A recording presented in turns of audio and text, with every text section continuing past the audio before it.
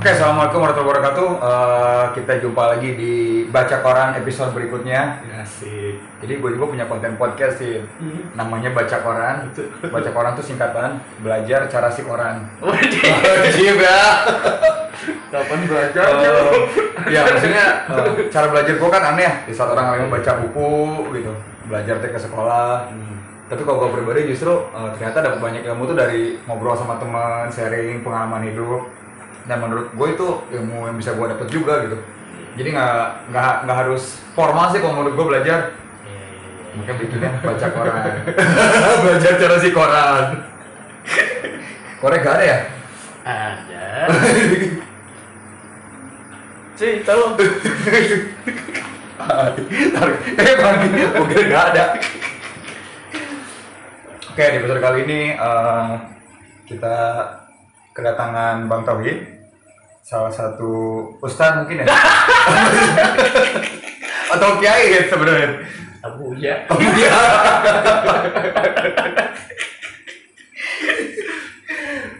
Jadi Bang Tauhid ini adalah salah satu tokoh mungkin ya, Enggak. sosok bukan? Enggak. Apa tuh? Biasanya res-resan di muka bumi. Jadi salah satu teman atau sahabat saya yang punya pesantren. Pesantren ini salah satunya ada di daerah Bojong ya? Daerah Bojong Bogor. Kabupaten Bogor. Nah, beliau ini sekarang jadi kepala sekolah ya berarti ya? Enggak, kalau secara Pemilik saham. secara struktural di koordinator Di pesantren itu. di yayasan. Oh, di yayasan. Jadi harusnya ngebawahi dari unit pendidikan yang ada di dalam, dari Rodatul Atfal, setara TK, MI, setara SD, MTS, dan Alia. Oke, jadi untuk info nih buat teman-teman sekalian, nama pesantren ini adalah pesantren Al Humairah ya. Nggak pakai A. Oh, Humairah. Pesantrennya adalah Humairah. Humairah. Oke, kalau boleh tahu nih, kenapa sih namanya Humairah gitu? Kalau namanya Humairah kenapa tuh? Kalau sebenarnya klarifikasi dulu, ini juga bukan punya saya. Karena memang yang ritis orang tua, Iya. dan beliau juga ngajarin ke saya tuh, lo jangan pernah merasa memiliki ini pondok, karena ini juga wakaf dari orang banyak. Kita hanya Menjalankan. keamanahan menjalankan ini, gitu kan. Nah, kalau terkait kenapa namanya Humairah, itu juga ada di berat saya sebenarnya itu. Masih belum tahu. Tapi pernah dibahas di salah satu rapat internal yayasan itu. Orang tua saya tuh ngidolain banget istri Nabi yang dijuluki atau yang panggilan sayangnya Nabi itu ya Humairah. Yang kemerah-merahan. Siti Aisyah. Oke. Karena memang beliau itu dia tangkas, cerdas, dia juga anggun. Yang paling muda ya? Iya, tapi berwibawa. Kayak gitu, pengen mudah-mudahan dari mahabbah kita ke istri Nabi Muhammad SAW, anak-anak bisa mencerminkan sosok itu. Karena bukan beliau tomboy ya, jadi lagi di pesantren kalau orang bilang Humairah kayaknya pesantren cewek deh. Ini enggak, kita mengarah ke sana gitu. Singkatnya begitu. Singkatnya itu ya, kenapa dinamain Humairah. Oke, kalau misalkan awal mulanya nih, kenapa sih nyoba bikin pesantren gitu? Atau misalkan tiba-tiba, atau mungkin udah di planning nih dari dulu, sedangkan sekarang kan sekolah udah banyak juga nih, entah itu yang negeri, swasta, tapi kok kenapa sih pengennya pesantren gitu? Temanya gitu. Kenapa pesantren? Tapi memang ini itu secara de facto Humairah itu ada di tahun 2002. Itu membawahi Majelis Taklim Ibu-ibu, Majelis Taklim Ibu-ibu. Lalu juga ada TPA, Taman Pendidikan Anak, dan TPK gitu. PAUD. Sama TK beda ya? Sama? Beda. Bedanya apa? Bedanya kalau TK pembelajarannya udah formal sih. Oke. Walaupun juga sama sih, banyak role play aja belajarnya, tapi lebih mengenal ke pendidikan agamanya ya, tonjokan ya, baca ikro dan lain-lain. Nah itu sebetulnya dari situ dulu, lalu kemudian singkat cerita karena memang nih orang tua demen banget sama anak yatim. Oh. Mungkin merujuk ke hadis Nabi ya. Entah beliau itu apa yang ada di kepalanya, nah tuh seneng banget. Jadi memang dari dulu tuh majelis taklim ada orang yang pengen bawa anak yatim jalan-jalan ataupun kasih hadiah, itu lewat orang tua saya tuh tiap tahun ada biasanya. Salurkan itu. Lalu kemudian akhirnya adalah namanya taman atau pondok belajar. Nah, pondok belajar ini belum ada sekolah. Jadi anak-anak mondok kita ajarin ngaji, tapi sekolahnya masih di luar. Jadi hanya tempat untuk mengajinya aja di situ. Ngaji aja di ngobong dari kasar-kasar itu kayak begitu. Ya akhirnya kepikiran, kenapa kita nggak bikin sekolah gitu? Nekat saya lupa tanah pertama tuh berapa ratus meter. Cuman nekat akhirnya dibikin MI. Tapi memang sebelumnya tuh udah ada RA itu kayaknya 2004 deh. TK ya. 2004. Oke, dulu. TK 2004.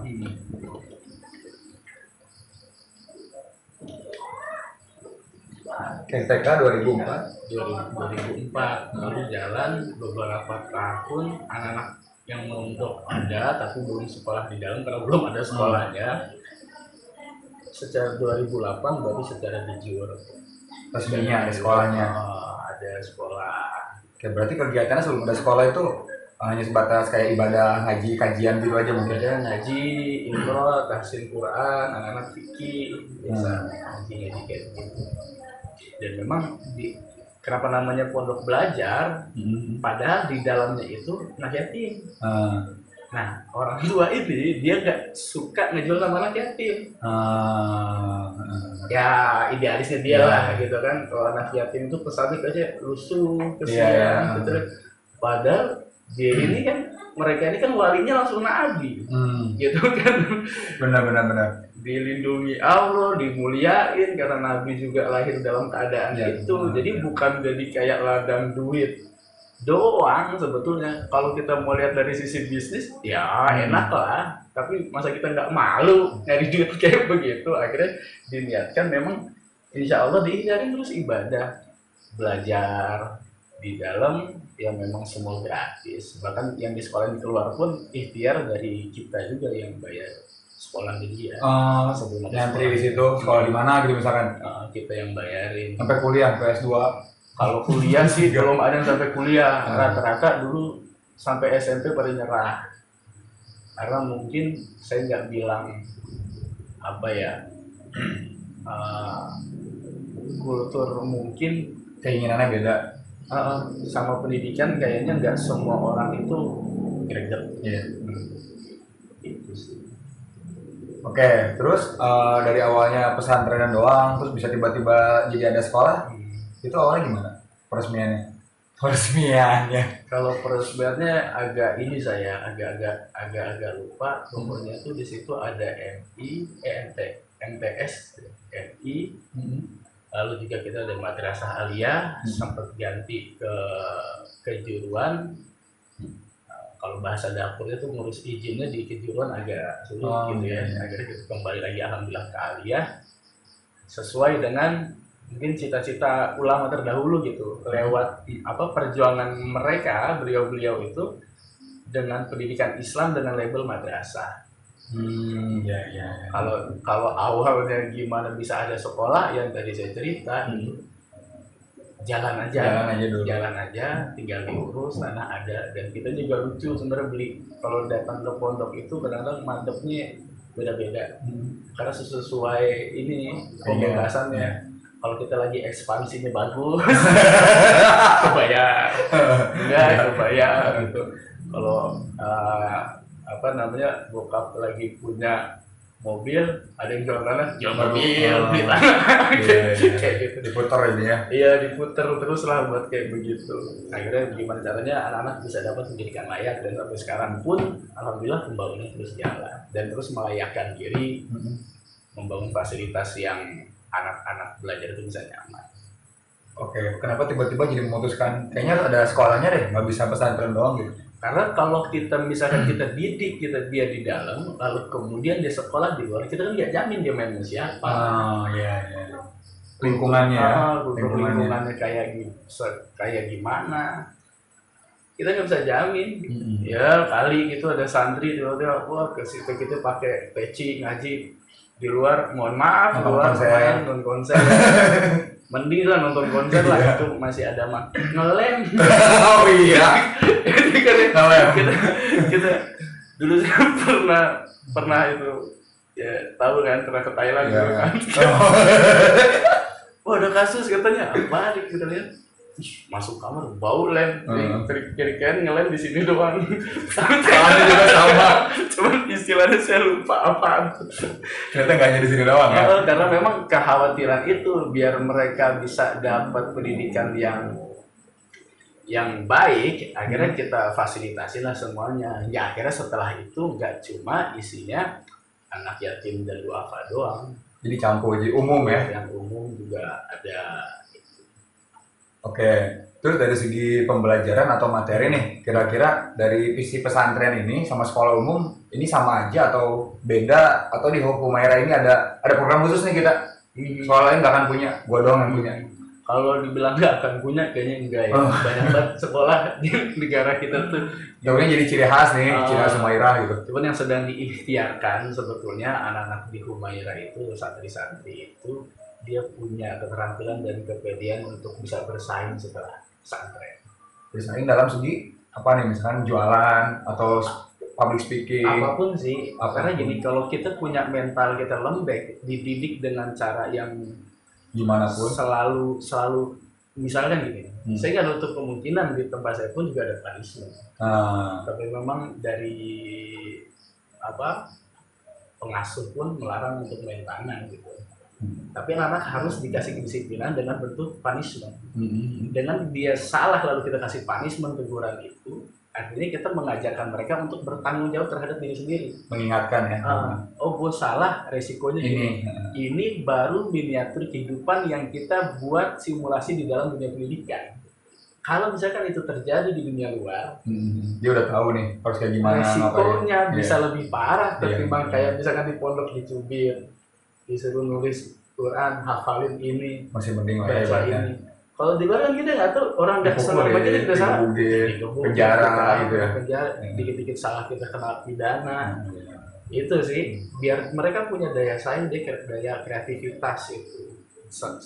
Sambil itu dimasukin juga lah data-data tentang ubudiyah keagamaan. Sorry, ubudiyah itu apa? Ibadah. Oh ibadah. Lagi kan nggak ngerti ya. Iya, tuh ngomong anak maaf. Oke. Iya, ritual ibadah lah kayak sholat, dia wudhu, puasa, dan gitu juga melatih anak-anak itu buat cinta terhadap Tuhan dan Nabi-Nya itu dengan baca ratib, tawasul itu wasilah kita biar anak-anak bisa pandai berterima kasih pada leluhur-leluhur yang memang punya peran andil terhadap dakwah Islam. Ya akhirnya Islam itu bisa sampai ke kita dari Rasulullah, sahabat, tabiin, ulama-ulama, sampai hari ini guru-guru kita, kiai, ustadz. Kalau nggak dari beliau-beliau itu kita nggak bakal nih Islam. Nanti kita mengajarkan anak-anak untuk berterima kasih. Ingat ya ibaratnya. Makanya kadang-kadang kalau ada bahasa bercanda lah gitu di pondok, jadi rasa-rasa kita nggak peduli amat ya anak-anak setelah mondok mau datang ke sini lagi. Cuma satu deh, mudah-mudahan mereka bisa punya cita-cita dan dia bisa bertanggung jawab terhadap cita-citanya gitu. Mau jadi apa nih? Kalau lu pengen jadi pemain bola profesional, kemungkinan kecil bisa dapat pesantren. Kecuali emang kalau pesantrennya itu dapat undangan ke Liga Santri.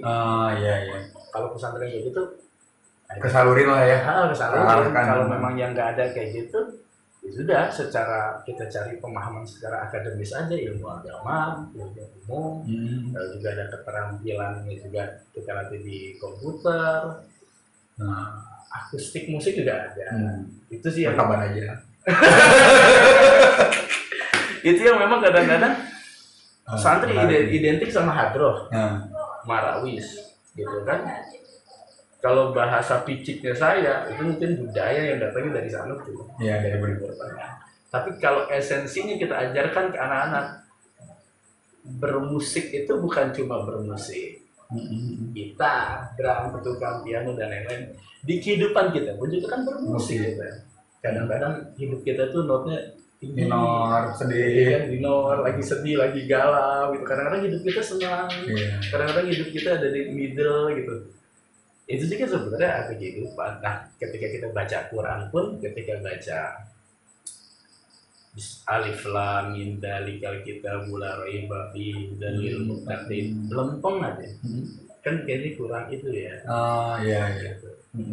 Bukan berarti kita mengindahkan suara, mengindahkan itu tanpa harus meninggalkan makna dan pemahaman, tapi memang anak-anak diajarkan lu baca Quran itu pakai seni tuh, gitu kan. Lu baca apa imam aja kan gitu kan, Bismillahirrahmanirrahim. Bismillahirrahmanirrahim. Alhamdulillahirabbil alamin. Jadi datar nggak enak juga sih. Iya benar-benar. Udah gitu imam terawihnya sejus lagi Pak. Gimana gitu kita ya semuanya keimanannya sama, jadi nggak dipukul rata gitu. Artinya kesenian juga kita latih anak-anak, makanya ada ekskul akustik, public speaking, lalu juga futsal club, basket club, bahkan ada klub lukis, klub gambar. Kita paksa itu anak-anak siapa mereka yang punya minat di situ kita arahin.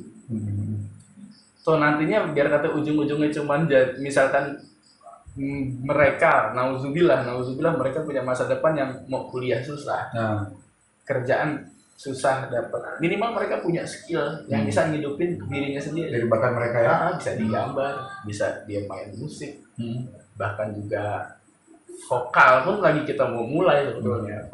vokal nyanyi ya, tim Obado dan lain-lain, biar memang.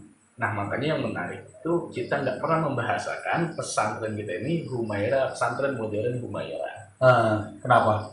Karena kalau katanya si pengasuh nih, pesantren, kata pentolannya nih. Sekarang pesantren mana yang kagak modern? Iya sih benar. Karena udah di zamannya modern ya.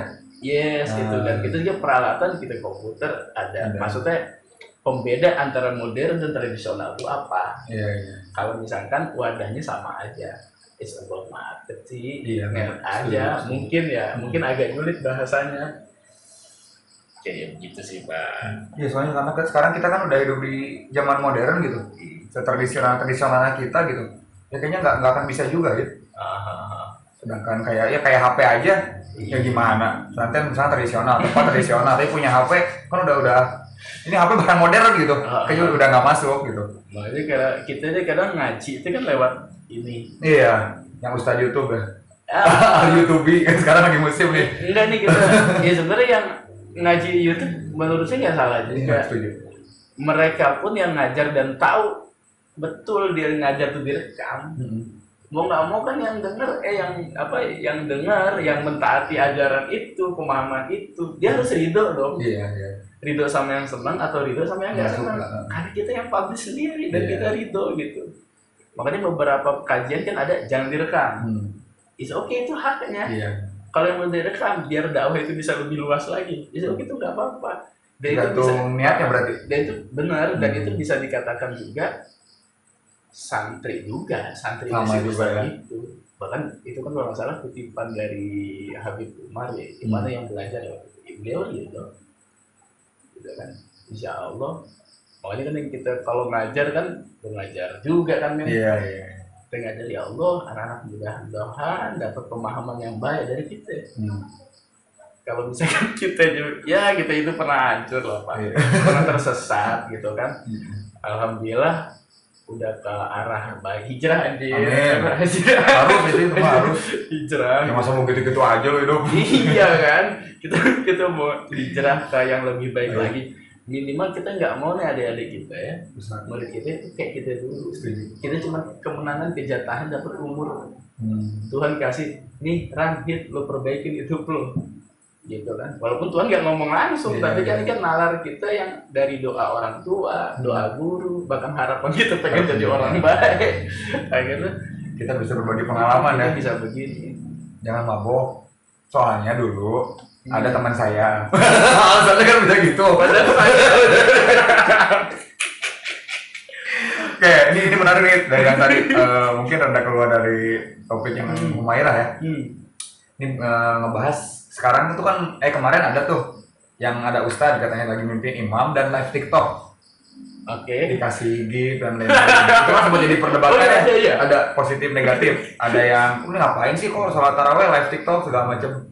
Nah kalau menurut sudut pandang Anda gimana? Boleh nggak sih kayak lagi sholat atau ngaji kayak direkam apalagi yang pada TikTok kayak gitu? Keimanan nih menurut saya ya bisa jadi salah. Keimanan dan kekhusyuan itu yang tahu cuma kita dan Tuhan. Artinya kita bisa sebagai orang yang lihat dari jauh, kita bisa menilai sesuai kapasitas kita aja. Misalkan saya punya lebay banget, udah nggak usah kita share. Tapi bisa jadi ada kemungkinan yang kita anggap itu salah, ada kebenaran di dalamnya. Karena kita nggak tahu niat dia pengen menyiarkan dakwah. Tapi kan kadang-kadang etis nggak etis gitu bicara ke situ. Menurut lu etis nggak? Kayak lagi sholat direkam video live gitu? Kurang sih. Dulu saya punya teman pesantren kuliah namanya Hisnu. Oh iya. Ketika di sholat juga anak di pojokan musola ditaruh jadi bikin time lapse kan bangsat kenal sholat. Lu gila lu. Zaman itu kan. Jadi kita bisa nyalain. Siapa yang bilang sholatnya gak diterima? Kan bukan kita yang nerima. Karena gini kalau iya. Mungkin tadi yang kata lu mungkin udah kurang etis ya. Kalau gue mungkin dulu ngeliatnya ini kayak ya zamanan gua kecil atau sekarang juga mungkin masih ada ya kayak ada sholat live di Mekah, di Ka'bah. Itu juga mereka melakukan live lagi sholat bener gitu, bukan bercanda dan bukan syuting. Iya. Dan kayaknya nggak masalah kalau menurut gua gitu. Bahkan disiarkannya itu sedunia loh. Iya. Orang lagi tawaf, lagi haji gitu kan. Kayak orang terus kan nonton nih TV. Oh di Mekah lagi kayak gini, lagi ada sholat segala macam. Kalau itu sama tim broadcastnya kan? Iya. Kalau iya, maksudnya bukan di TikTok lagi. Bukan. Soalnya di TikTok kemarin yang jadi trouble itu ada yang kayak nyawer dong singa yang kayak gitu. Siapa yang ngomong? Saya nggak tahu kalau misalnya si Ustadz yang ngomong apa enggak. Cuma dari komen ada kayak gitu di komen-komennya. Wah ini pasti pengen dapat singa, pengen di gift, pengen apa. Walaupun ada juga yang ngirim gitu. Karena memang kayaknya dilema kita hidup di zaman sosial media yang bebas kayak gini ya. Jadi lebih bahaya ya? Itu bahaya. Makanya beberapa orang bukan nggak main ini, atau mungkin bukan dia nggak paham, tapi lebih menjaga dirinya dengan kehati-hatian. Kayaknya sih begitu.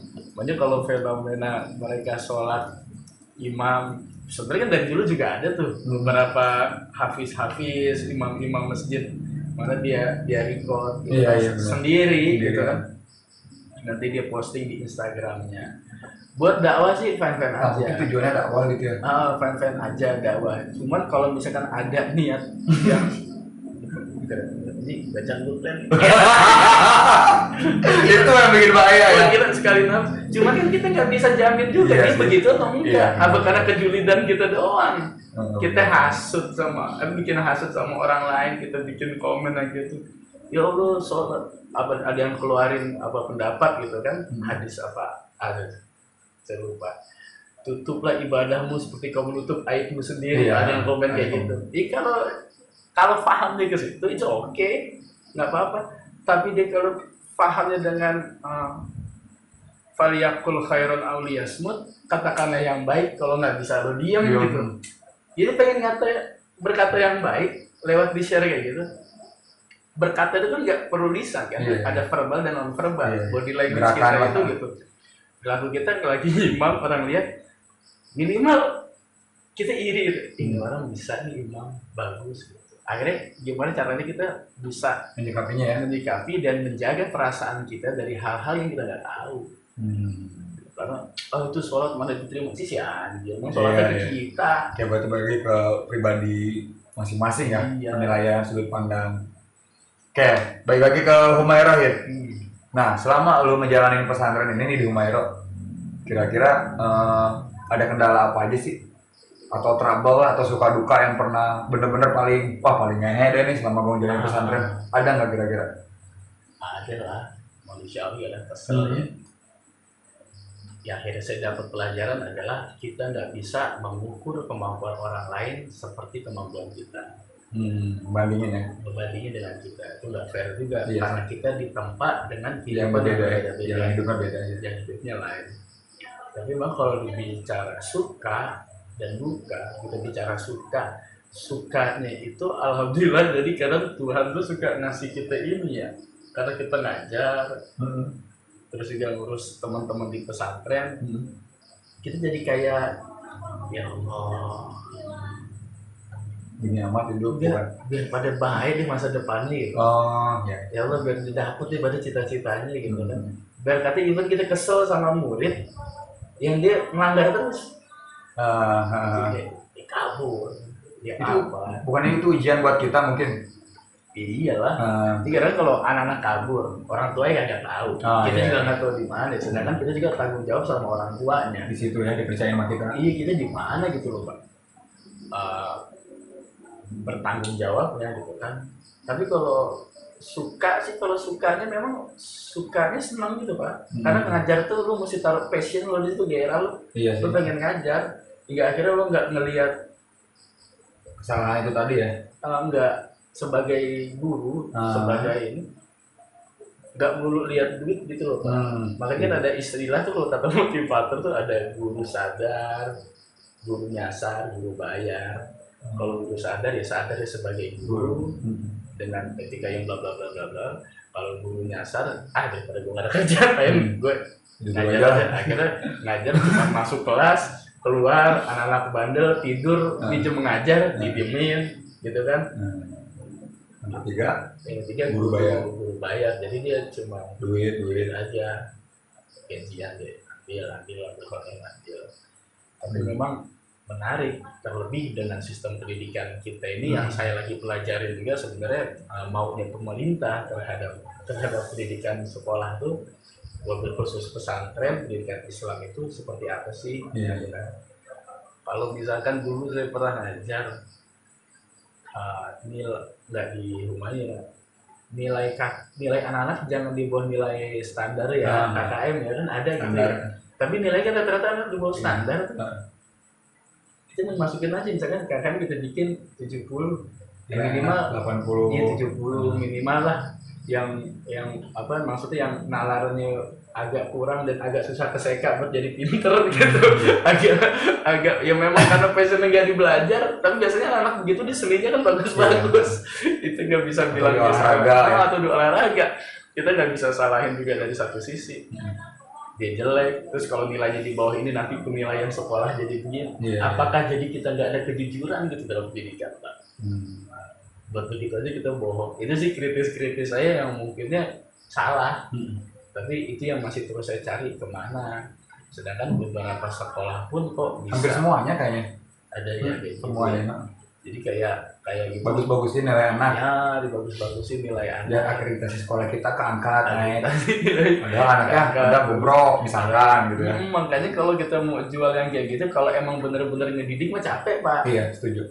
Capek, kitanya harus sadar capek. Ini gimana nih anaknya matematika nggak ngerti, coba kita arahin ke pelajaran yang lain. Akhirnya kan beberapa tahun belakang orang banyak berkomentar tentang dunia pendidikan Indonesia itu katanya nggak adil. Guru aja mapelnya 1, tapi anak-anak harus dituntut bisa paham. Padahal menguasai pun juga enggak, gitu kan. Yang penting dia ngikutin aja proses pembelajaran, tapi memang mutunya itu harus kita tingkatin minimal di standar sekolah kita sendiri. Nanti deh kalau misalkan lu punya sekolah, lu pasti punya idealis diri lu sendiri. Iya, harus gini, harus gini. Udahlah, misal nih ya, pelajaran bahasa Sunda kayaknya udah nggak ini banget lah, anak Sunda udah pada bisa ngomong bahasa Sunda. Kita ganti ke muatan lokal lain, atau kita tambah pelajaran bahasa atau pelajaran eksaknya kita tambahin untuk ganti pelajaran bahasa Sunda itu yang tadinya dia jadi 2 jam karena bahasa Sunda dihilangin jadi dapat 4 jam. Nggak tahu itu boleh apa enggak, tapi memang bagi saya kayaknya sah-sah aja. Karena kita yang tahu betul ini anak-anak mau dibawa gini kemana dengan idealis pendidikan apalagi swasta. Yayasan mau dibawa kemana ini? Kalau cuman yayasan pikirannya kita cuman kayak bahasa orang mah dagang, ada untung. Kalau dibilang untung ada. Cuman kan kita lagi bukan dagang. Iya, bukan toko sembako. Bukan toko sembako. Kita mendidik ya. bukan untung rugi kayak gitulah kasarnya. Bener, makanya di sekolah kita itu kita berikhtiar udah beberapa tahun ini sebelum tahun ajaran baru kita pahamkan, kita undang wali murid dan kita pahamkan pengeluaran ini Kemana aja, kemana ngapain aja, gitu ya. kemana aja. Ada biaya operasional sekolah itu ketika masuk itu melingkupi mencakupi apa aja, gitu kan, yang nantinya nggak dikit-dikit bayar, dikit bayar. Oke. Biar nggak salah paham, ini udah diundang, Jadi jelas ya gitu. wali muridnya diundang, dia kagak dateng, Terus nanyain, ini kok gini? mending nanya nyalah-nyalahin gitu kan. Nah itu Sujon gitu kan di situ Pak. Iya. Salah satunya begitu, tapi memang ya harus dinikmatin aja sih. Dinikmatin. Saya pun juga pribadi itu ada target secara pribadi atau target secara kelembagaan. Biar saya ada di situ juga nggak cuma numpang kerja, numpang hidup sendiri, tapi ada lah ya. Gitu. Oke, tadi udah suka dukanya berarti seperti itu aja ya.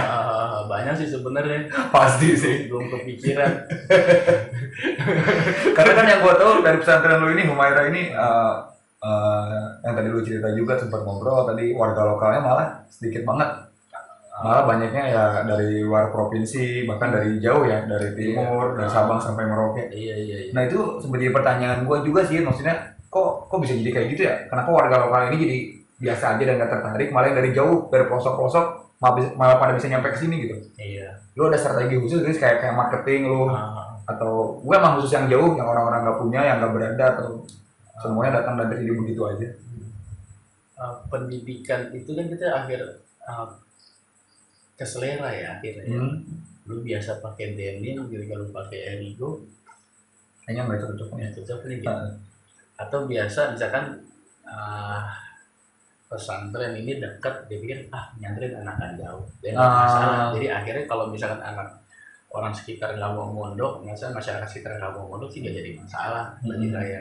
Karena memang kita ini bukan lagi usaha nyari murid barang sebanyak-banyaknya karena memang Humaira sendiri sadar kapasitas kita itu belum bisa menampung santri yang di atas ribuan gitu, 300, 400 belum bisa aja mungkin kita terima dengan strategi khusus, tapi akhirnya nanti kita jadi zolim sama anak-anak. Gue lah tidurnya tuh bertingkat misalkan gitu kan, gak urus mandi segala macam. Jangan sampai jumlah kamar mandi itu kurang dari jumlah murid, jumlah kamar, jumlah kelas. Ya, kalau misalkan memang itu jadi masalah, kita nggak jadi itu masalah sih. Jalanin aja gitu. Jalanin aja.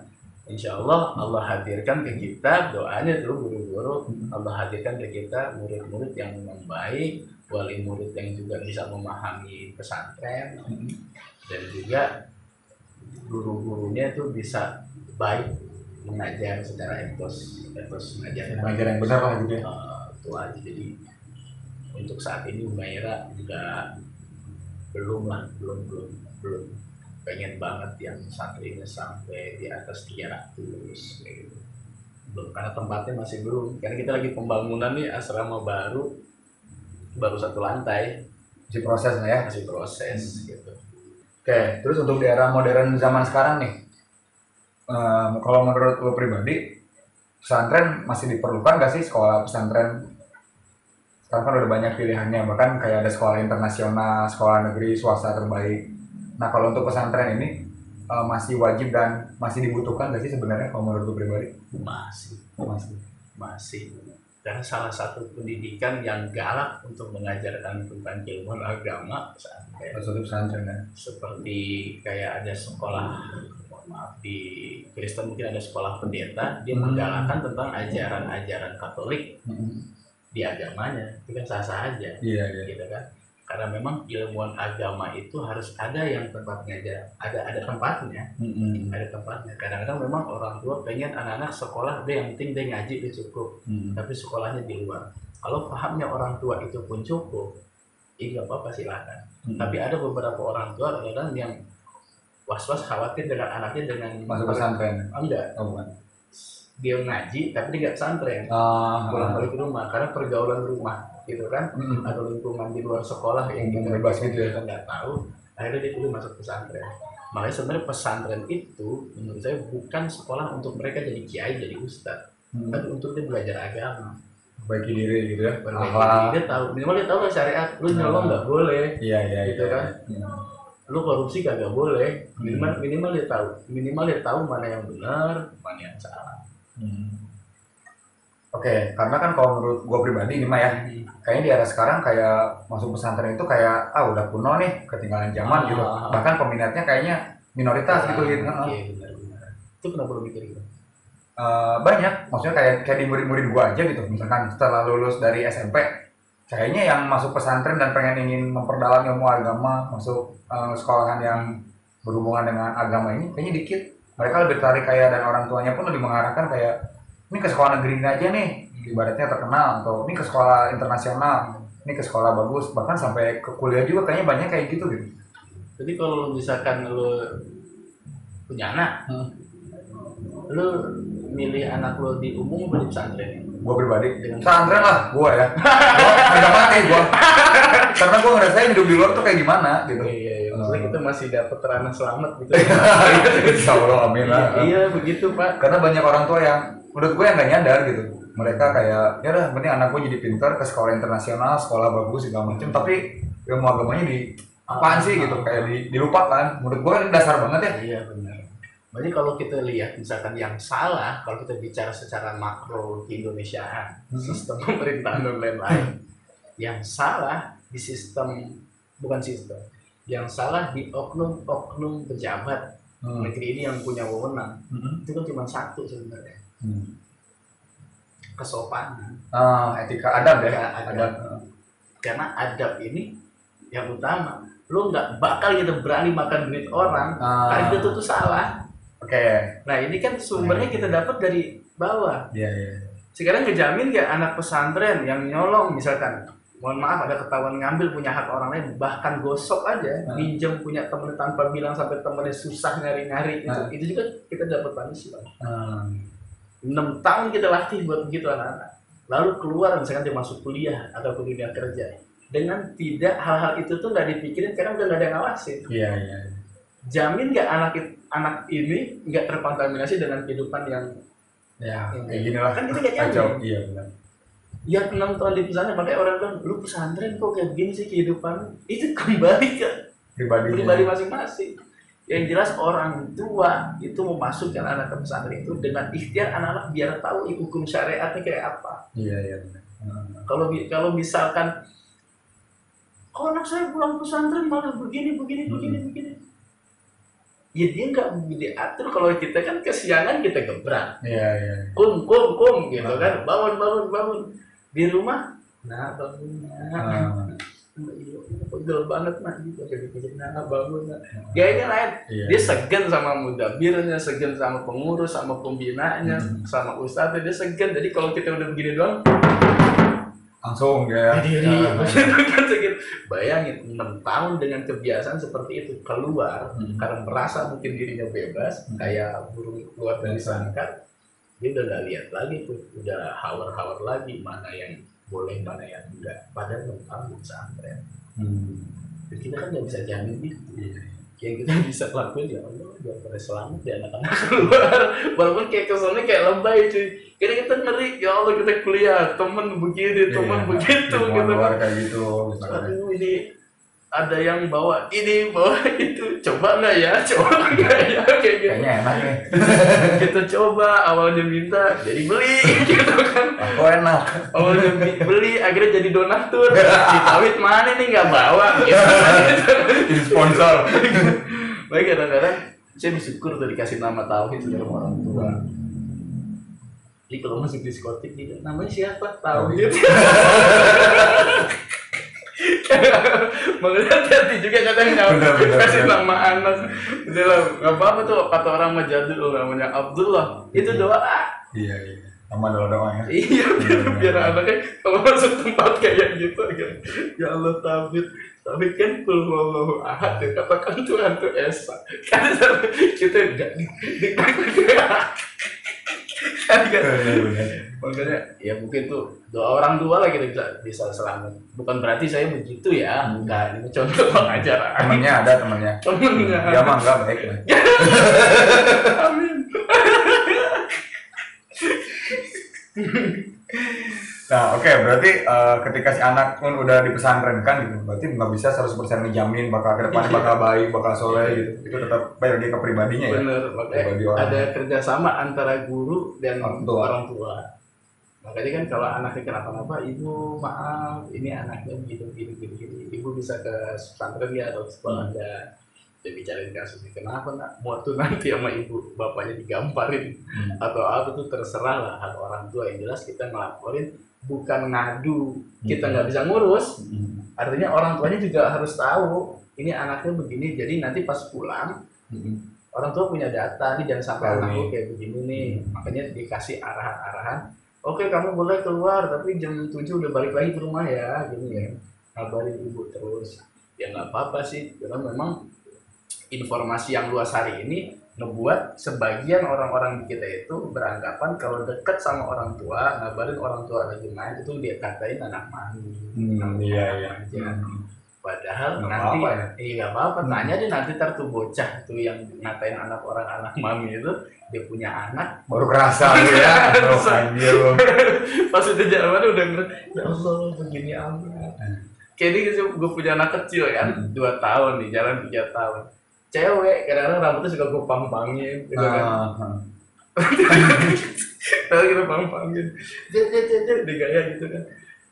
Ada yang negor, ya karama lucu itu. Terus kalau udah perawan lo kayak begitu kita ngelus dada, ya Allah. Makanya sebelum perawan sekarang aja gitu. Jadi akhirnya pendapatnya dia jangan biasa gitu, anak lo nyaman. Nah sekarang anaknya nggak rokes banget, cewek rasa cowok begitu kan. Gara-gara bapak main bola, basket, temennya laki semua. Jadi makanya pembiasaan bisa dari bawah sih. Sekolah pertama itu ada di ibu, dari lingkungan keluarga, dari rumah. Iya, gue pernah baca tuh, kalau misalnya lo ingin ngerusak suatu kaum atau generasi, rusak wanitanya, terutama ibunya. Itu bakal rusak katanya peradaban. Yang pernah gue baca ya. Tapi setelah gue pikir-pikir, iya sih. Karena yang tadi lo bilang, pendidikan pertama itu ya orang tua, salah satunya ya ibu, bener. Paling ngaruh banget gitu. Kayak apa sih, di kita itu sering dihawar-hawarin, maksudnya dibikin remang-remang. Hukum Islam itu kayaknya keras banget. Padahal enggak cuy. Masih cukup kita sholat. Kalau menurut gue sekiranya udah emang keras pun, udah itu emang kayak gitu. Tegas gitu ya maksudnya. Tegas. Kan kayak misalkan kenapa sih orang Islam nggak boleh tato, makan babi misalkan. Makan babi. Aturannya emang kayak gitu. Bukan kita keras, tegas gitu. Memang aturan itu. Kita ini juga punya aturan. Iya. Pribadi aja kita punya ada rule yang boleh dan nggak boleh kita lakuin. Itu aturan kita. Tapi gimana aturan sama pencipta? Kita melanggar. Lah kan asik ya. Maksudnya ngelanggar tuh ketika itu asik. Makanya ada pendapat guru saya tuh, dan juga kayaknya dari ulama juga atau dari nabi, dari lupa. Kita bisa jadi orang soleh sesoleh-soleh ketika di depan orang lain. Karena memang ada segen gitu kan, ada pemakluman gitu. Tapi ketika kita sendiri no excuse dengan orang lain. Lu mau ngapain, lu mau ngapain sendiri, itu cuma kita Tuhan yang tahu. Kayak gitu. Makanya kan konsep keihsanan itu lu beribadahlah kepada Allah seakan-akan lu lihat Allah. Tapi kalau lu kagak bisa, anggap aja Allah lihat kita. Tuhan tuh pasti lihat kita gitu kan. Nah barangkali selama ini kita hidup, Allah ini kita udah hilang kan? Iya. Cuma kita lupa ya. Kita kayak pantau terus 24 jam gitu kasarnya. Makanya kerennya umat Nabi Muhammad kan nggak diadab langsung. Makanya ada cerita kan harus itu Nabi itu di sebelah kiri, yaitu singgasan dari Allah, sebelah kanannya Nabi Ibrahim. Yang kalau orang Nabi itu di sini yang jalan menuju apa? Neraka. Biar Nabi bisa lihat mana ini dari umat gue yang masuk, biar gue bersujud sama Allah, gue minta ya Allah jangan. Segitu baik. Kita ngeliat orang ya Nabi apa nangis berlebihan sekali. Iya. Gue suka lihat. Maksud gue yang kayak begitu, dia cinta sama orang yang dicintai Allah. Iya. Harusnya wajar. Iya wajar. Lu aja suka sama calon istri lu sama istrinya, mah apa perbedaan mama dengan ini kita aja bisa begitu. Masa sama Nabi kagak bisa terus dianggap berlebihan, anggap aneh ya. enggak sih, ketika aturan itu kita ada. Makanya ada band metal apa tuh yang Allahumma sholli metal syariah gitu loh ya. Kalau si senior kita kan metal religi itu. Metal religi. Oke, kita bilang dia masalah bener diterima nggak terima kita nggak tahu dia, gitu. Walaupun kita punya dan kita belajar syariatnya, nggak boleh loh begini, yang boleh begini. Tapi itu kan syariat yang banyak pendapat, ada yang mengiyakan dan ada yang enggak. Makanya kenapa harus belajar syariat, belajar fikih aja. Ya banyak sih, ada 4 ya yang terkenal. Oh ini beda, itu beda. Terus yang paling benar yang mana? Kagak ada. Itu semuanya benar berdasarkan dengan sanad dia sampai ke Rasulullah. Benar. Makanya itu yang gua aja, bukan gua sih, kita ikhtiar ajarin ke sharing lah ya ke murid-murid. Kalau semua nanti rujukannya ke Allah, jangan pernah lo salahin ini, asal jangan melabelkan diri kita sebagai Islam moderat, Islam radikal. Udahlah, nggak usah. Iya, kalau ada gitu mah ya Nabi Muhammad alirannya apa? Biasanya kalau ada kayak gitu ya, Islam aliran ini Muhammadiyah kali kan namanya Muhammad. Alirannya. Jangan jadi organisasi kan sekarang kita nggak bisa jamin itu juga. Iya. Ya mereka punya fikihnya, NU punya fikihnya, Persis punya, Wasatiyah punya fikihnya. Kita kok bisa nyalahin itu? Jamaah tabligh ada fikihnya. Jadi yang kita ikhtiarin orang tua ajarin juga ke anak-anak. Yang kita ajarin begini. Kalau nanti ketemu perbedaan, jangan pernah salahkan mereka. Kalau perlu lo tanya, gue mau tahu dong kitabnya. Jadi kita tahu rujukan kita mau, ada gini. Berarti ada nggak salah. Menurut gue ya sepicik ini masa sedangkal pemahaman itu, karena memang kita jadi bangsa gampang diobrak-abrik cuma lewat situ aja. Adu domba. Ya kemarin lah kita lihat politik yang ini kesannya ulama di pihak sekian, sampai bikin ijma ulama, yang kelompok ini ada ulamanya juga, apa yang bikin ijma ulama dan ke ulama yang ini nggak sama ya, kita nggak tahu. Jadi kan masyarakat sekarang kayaknya 24 banyak yang udah mulai apatis dengan politik, kayaknya gaya baru harus ada. Apa perlu gaya kerajaan lagi kan? Kayak gua nih.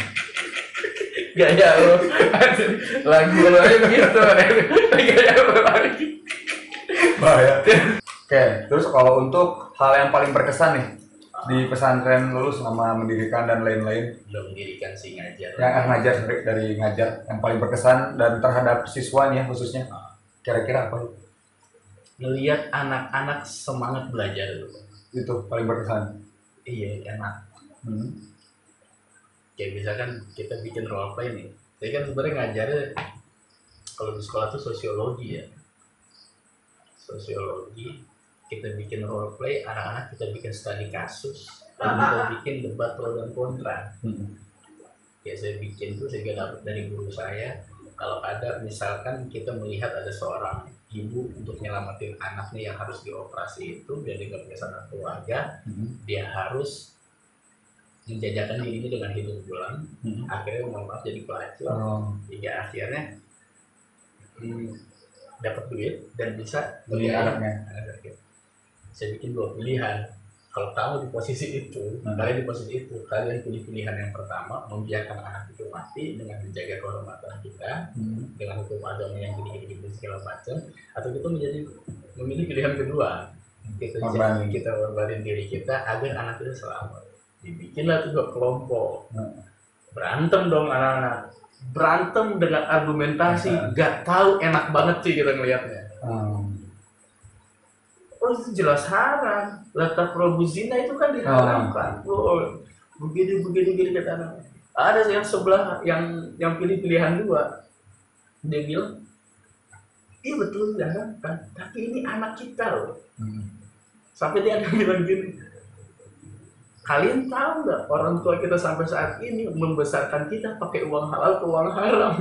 Itu kan langsung kepikiran lanjut anak-anak kayak gitu.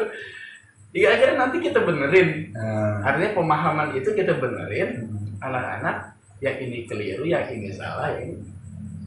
Terus akhirnya anak-anak jadi yang bener yang mana Pak? Bukan tugas kita yang benar dan salah, tapi fenomena sosial itu ada seperti itu. Di mana kita berdiri sebagai orang yang selalu bijak gitu kan untuk ngambil keputusan. Kayak bulan puasa buka nih warung diobrak-abrik. Nggak cuma diobrak-abrik doang, harus kukernya dibawa. Iya, diambil misalnya nasinya lagi. Masih ada nasinya. Dia nggak tahu kan, mungkin itu buat kuli yang kerja keras atau dia buat yang non muslim kayak begitu. Oh harusnya kita puasa. Ya kalau bahasa saya lemah amat sih, mau warteg kayak jempol gitu ya. Belum amat sih keimanannya kasarnya gitu ya. Tapi bukan maksudnya saya menyalahkan apa ya organisasi atau oknum tertentu yang kayak gitu, itu caranya. Tapi ini kan pendapat kita kan pengen cari sudut pandang kita gimana seenggaknya maslahat untuk diri kita sendiri. Kita nggak jadi nyalahin orang lain, kita jadi aman-aman aja. Tuh gawat sih. Makanya dulu saya pernah ngobrol sama temen yang kerja malam lah, LC. Waduh udah ketahuan kehidupan gue kayak apa? Teman, iya temen. Sharing, curhat, nggak apa-apa. Dicerita akhirnya, gue capek nih kerja begini. Tapi gue butuh duit, anak gue sekolah di kampung gini. Tapi betah. Ini enggak, kata gue. Tapi kan enak kerja di sini cuma duduk, kemudian lo nyanyi dapat. Ya tapi gimana, haram kan kalau gini kan haram nggak? Nggak tahu juga, kata gue gitu kan. Jadi gue harus gimana? Udah aja daripada orang waktu itu sih pemahaman yang hari itu. Udahlah, anak juga mesti dibiayain, lo juga butuh hidup, lo jalanin ini, tapi lo harus punya target. Lo harus cari persiapan pekerjaan lain. Emang kalau dengan muka cakep, muka cantik, kerja begini lo gampang. Makanya kan cantik doang nggak ini ya, kalau skill agak punya apa? Mau jual muka. Ada contohnya. Oke, 30 aja. 30 aja tuh udah keriput gitu kan. Paling yang nyewa kan temen yang usia 40-50 naik kayak gitu kan. Ya nggak panjang lah karirnya kayak begitu. Ya alhamdulillah tuh berapa lama kayak postingnya tuh ngaji. Hijrah lah ya. Wallahu alam tuh atau hijrah apa enggak, tapi berani posting kayak begitu. Jadi memang ekonomi itu luar biasa. Ngaruh banget ya. Ngaruh banget. Akhirnya makanya kalau ada pelacur kan juga, kalau gue dibubarin gini lo mau ngasih gue duit atau lo mau ngasih gue kerjaan gitu kan. Makanya kalau dari siapa tuh yang bilang tuh zaman Nabi itu kenapa ada pelacuran, karena ekonomi gitu. Makanya dihidupkan ekonomi itu sama Nabi, nggak akhirnya wadahnya sudah ada, nggak ada alasan lagi lo harus ngelacur. Walau bukan membolehkan itu, tapi kita cari siasat. Tapi dicari siasat gimana caranya biar solusi biar nggak pelacur, dia bisa kerja gitu sih. Nah pemahaman ini kan yang seenggaknya itu bisa didapat dengan anak kuliah sekolah cuy, karena pakai belajar berpikir kritis lah ya. Dari sosial media itu udah banyak lihat fenomena kan.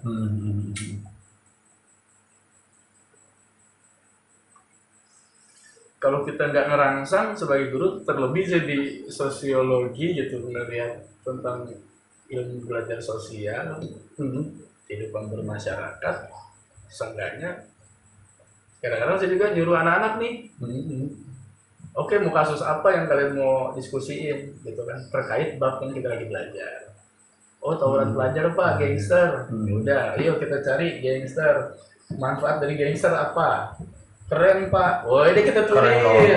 Kita tulis. Ini Pak, nggak manfaatnya apa? Merugikan orang Pak. Gini segala macam. Oke, kita lihat mana yang lebih manfaat. Seenggaknya dia bisa ngelihat hasil dari ucapan dia sendiri. Kita cuma fasilitasin aja. Jadi kasus dia. Karena kan kalau anak-anak belajar pikir secara sungguh-sungguh dengan usia segitu, dasarnya kan kita juga harus kita tambah dulu, gitu kan. Gak bisa langsung gaya-gaya filsafat, gaya-gaya orang beda-beda sih. Pasti. Itu cuma kasih trigger aja. Bahkan ada salah satu anak, saya nggak tahu tuh dapat buku dari mana, keluar nanya Pak Plato itu siapa Pak Socrates, ini orang baca apa? Apa gue salah ngajar nih gitu? Apa emang gue tahu apa? Akhirnya dia cerita, yaudah kita lempeng itu sebatas ilmu aja di anak SMA, udah ini aja dulu.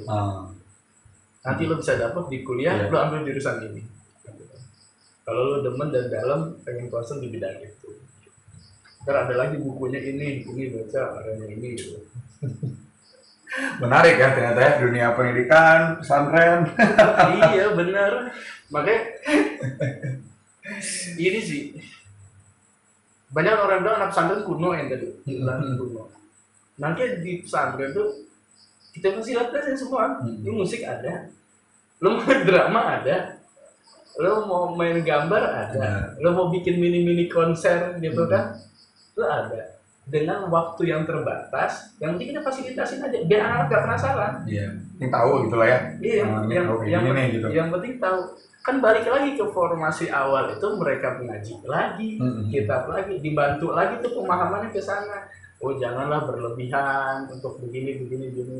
Ikhtiarnya begitu aja. Kalau misalkan agak los duluan kita nggak bisa ngejamin apa gitu. Oke, terus lu ada strategi khusus gak sih? Kayak untuk ngedidik, apalagi kayak anak-anak di generasi sekarang ini, kayaknya kan kepo dan ingin tahunya tinggi banget nih.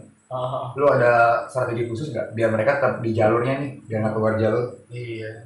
Kalau di Humaira ya gitu, ada nggak strategi khusus? Kalau secara umum di Humaira yang kita ikhtiarin itu, dan terus masih kita kasih edukasi semua guru ya, yang selaras dengan apa yang diinginkan Humaira, visi misinya ya. Didik apa dari Imam Ali. Aku bilang gitu, didiklah anakmu sesuai zamannya, jangan zamanmu. Jadi kalau sekarang anak-anak tahu TikTok, tahu apa FYP, tahu maaf gitu, mungkin mereka nggak main tapi tahu judi online gitu kan. Kita masukin ke arah situ, artinya kita bisa kasih edukasi yang faktual gitu, yang terbaru yang mereka paham. Misalkan jangan lagi kita ngebahas kayak zaman dulu. Boleh misalkan kita nggak sholat kalau misalkan ada hujan, badai gitu. Sekarang kita hujan badai, kita maksudnya hujan tuh kita masih ada payung, kita punya mobil. Jadi uzur-uzur itu mungkin zaman sekarang udah geser gitu kan. Itu bukan alasan, tapi kan kalau ada orang malas, padahal tuh kitab tahun berapa tuh Pak? Belum ada teknologi mobil, media sosial. Hari itu makanya begitu ya. Sekarang kita mesti adaptasi dengan zaman sekarang gitu. Bahkan beberapa guru itu ada yang iseng dia tuh ngejebak sih sebetulnya. Kalau dibiarin membahaya juga. Anak dibiarkan untuk menafsirkan Quran satu sisi, satu sesi aja sekali. Dia akhirnya dia tahu susah. Makanya lu jangan pernah meremehkan mufasir itu dengan pendapat itu. Walaupun lu pahamnya dengan satu pendapat ulama ini, untuk menafsirkan satu hukum aja itu sulit. Lu harus punya terapan. Makanya banyak tafsir ya. Iya, lu harus punya beberapa terapan ilmu. Lu harus hafal Quran, lu harus hafal Arab, lu harus tahu kedudukan kata. Gitu kan, lu harus tahu bahasa sastranya Quran. Ini kenapa begini kedudukannya apa. Jadi bukan pakai nalar kosong. Gitu, jadi susah ya Zat. Jadi belajar lu kalau mau jadi mufasir. Gitu kan. Bahkan mufasir yang ada aja dianggap itu bukan mufasir gitu kan. Karena ada rujukan dari imam ini. Enggak biar mufasir lah. Biar ngerasain tuh anak-anak bisa menghargai karya ulama-ulama dulu. Ini kan udah kuno, biji mata lo kuno. Al-Quran kalau misalnya teman kuno gimana? Al-Quran berapa ribu tahun lalu? Di kita berantem di tafsir Pak. Berantem di tafsir walaupun itu dengan ijtihad yang sembarangan prosesnya. Akhirnya itu kita siasat salah satu sesinya pernah sekali kayak begitu. Biar anak kelas-kelas atas ya, kelas-kelas 2 aliyah, 3 aliyah sih yang dikasih dia itu, biar dia punya perbandingan, dia bisa menghargai sebuah karya. Jadi nggak gampang kayak jadi orang mengkritikin tanpa solusi gitu. Ngomong doang sebenarnya. Makanya enaknya di Humaira santri nggak terlalu banyak. Kita bisa kontrol. Kita bisa jijilin kayak gitu, kita bisa kontrol. Kalau terlalu banyak kita juga nggak ada yang tahu kenapa ada yang bikin fikih sendiri, tafsir sendiri. Itu kerasa kan ya fakultas kita makin banyak makhluk, makin gak kepantau kan, jadi makin pusing. Iya, bener. Aku diajak main bola aja seneng, diajak ngeband aja seneng. Sekarang udah macam-macam, pikiran udah beda. Oke nih, nggak kerasa juga nih udah 1 jam. Masa sih lah? Nggak kerasa ya? Kayaknya harus diakhiri dulu nih sesi sama Bang Toy kali ini. Terima kasih nih Bang Toy sudah meluangkan waktunya. Terima kasih. Terakhir mungkin nih. Ada nggak nih pesan-pesan untuk generasi muda, untuk orang tua khususnya nih, biar mereka percaya dan gak ragu gitu ketika ingin memasukkan anaknya ke pesantren? Kalau misalkan untuk anak muda, ini nasihat buat diri sendiri sebetulnya. Buat saya juga. Hidup kita itu nggak ada yang tahu batasnya sampai kapan. Kalau misalkan ada istilah masih muda puas-puasin, nggak setuju nih. Nanti ibadahnya tua aja. Kita nggak tahu garis, masih hidup. Itu garis finish kita nggak tahu di mana. Akhirnya bahasanya Satiriddin MZ kan, kelapa muda kupas-kupasin, kelapa tua tinggal batoknya. Masa muda puas-puasin, masa tua tinggal boboknya. Buat belajar sulit, udah tua Pak. Akal kita udah rigid, susah dinasehatin. Wah, anak kecil tahu apa? Bapak nih begini. Bukan kita bilang bapak kita salah atau orang tua itu salah, tapi mungkin dari hasil kekeliruan yang kita nggak pernah pahamin betul. Lo kan pada suka ngomongnya orang tua gini banget sih, kaku banget gitu. Lo mau nggak kan ngejamin kalau jadi orang tua nggak takut, nggak follow. Makanya kita cari ilmu pengetahuan itu dari sekarang, terutama ilmu pengetahuan agama. Salah satunya di pesantren. Di pesantren salah satunya. Dari pesantren lu jangan khawatir lu bakal jadi ustadz jadi kiai, itu pilihan lu. Nggak perlu takut ntar gue pulang dipanggil ustadz. Banyak juga jadi musisi kok. Iya banyak, wali gitu kan, wali band bener ya. Makanya kayak kita pikir seenggaknya kita pulang pimpin tawasul bisa, pimpin imam bisa. Jangan pernah takut dianggap kuno sama hal-hal yang fana nih. Kita kan manusia fana, bisa mati. Kalau misalkan gue nyakitin perasaan lu dengan bilang lu tuh kuno, ilmu sekarang yang keren ini Allah agama itu mau bisa kita baca aja, nggak usah kita pelajari. Gue jadi orang yang nggak bertanggung jawab atas masa depan lu. Lu yang bertanggung jawab sama masa depan lu. Lu ambil lu mau jadi apa, lu terusin, terutama harus dengan didasari ilmu agama yang cukup.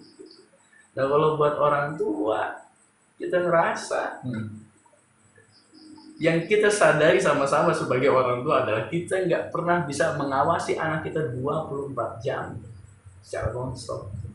Sisanya kita cuma bisa memfasilitasi anak kita di pendidikan yang terbaik seenggaknya menurut kita. Dia bisa selamat dengan hidupnya dengan bekal-bekal yang kita arahkan, entah ilmu agama atau ilmu umum ataupun masuk ke dalam pesantren. Yang kita bisa cuma itu. Sisanya kita serahkan pada Allah, jadi orang tua yang soleh, orang tua yang taat, doain di anak kita. Lalu kita jadi anak gak ada yang pernah tahu, mau bapak kita doa nangis, ya Allah, ingin kayak gimana ini? Begini padahal ya Allah maunya begini. Sedangkan kalau nasihatin anaknya secara langsung, apaan sih Pak? Apaan sih Mah? Itu boleh. Saya untuk kasih pendidikan yang terbaik buat anak-anak kita, seenggaknya nanti kelak kita nggak nyesel mendidik anak.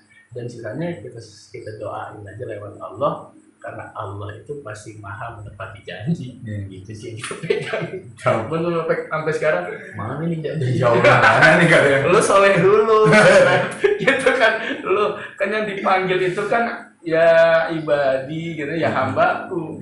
Si hamba kan kita ngelakuin syariatnya, jauhin larangannya.